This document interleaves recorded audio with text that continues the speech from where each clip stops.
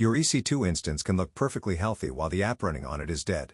A hung web server, a stopped Docker daemon, an app stuck returning 500s. None of that trips EC2's existing health checks, because none of them ever actually ask your application anything.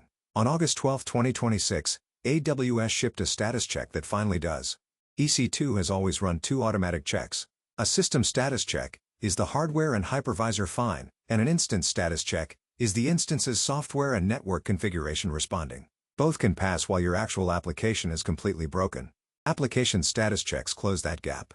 AWS sends an HTTP or HTTPS request to a port and path you configure every 60 seconds and compares the response against a status code matcher you define. The traffic doesn't come from the public internet. AWS creates a managed elastic network interface inside your VPC and the check runs over that private path. Fail enough consecutive checks and the instance's application status flips to impaired. Creating a check is one CLI call pointed at a port and path that returns a success code when your app is healthy. AWS manages the network path for you by default. A check does nothing until it's associated. Associate by the auto-scaling group's own system tag, and every current and future instance in that group is covered automatically. No hunting down individual instance IDs. Don't just assume it's working. A healthy instance returns a status of OK with a response code matched reason on each associated check. Confirm that before you rely on it. This is the single most common misconfiguration. The check's own grace period controls when it starts evaluating your app after launch. The auto-scaling group's grace period controls when ASG acts on a failing check. Set both too short and new instances get replaced in a loop before the app ever finishes booting. A normal restart during deployment looks exactly like an application failure to this check. Suppress it in your pre-deploy hook, and disable the suppression in your post-deploy hook, so auto-scaling never mistakes a planned restart for a real outage.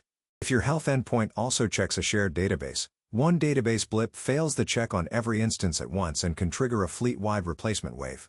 Cap concurrent replacements with an instance maintenance policy, and watch the fleet-wide metric, not just individual failures. Health checks don't follow redirects, so a 301 or 302 reads as a failure. A protocol mismatch fails every single request. And the single most common why is everything impaired causes simply forgetting the security group rule that allows the checks traffic in. Work through it in order. Rule out the VM itself first, then the security group, then curl the endpoint locally to see what your app actually returns. The describe application status response includes a specific reason code for every failure, so you rarely have to guess. The cost scales with distinct subnet and security group combinations among your monitored instances, not with raw instance count. That's a real lever if you're trying to keep this cheap at scale. To sum up, this checks what your application actually returns, not whether the VM booted.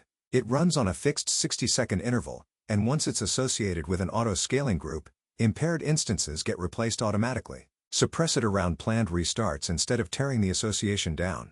The full written guide, with every command and the exact grace period settings to use, is on the blog, link in the description. Subscribe for daily cloud and DevOps breakdowns.